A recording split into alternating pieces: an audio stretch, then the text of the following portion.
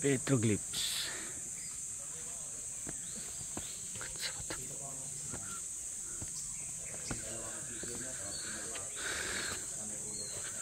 Mga ukit sa bato.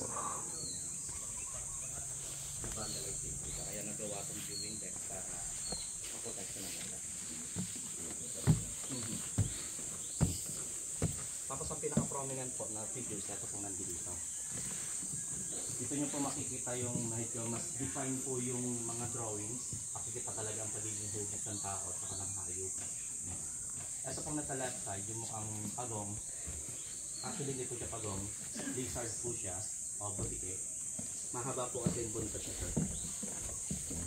Tapos tong mga nasa right side naman po, mga human po, kung mapapansin nyo yung mga headdress sila.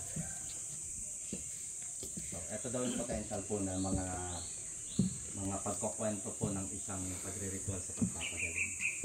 Ito kapag may sakit ka. Aha, parang lumalabas, sir, pumupunta lang sila sa lugar na to para magkandak ng remote.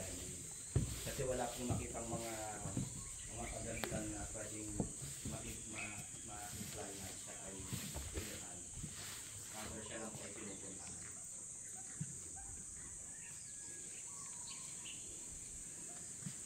Picture mo muna kami dito, ano? Dalawa kami ni...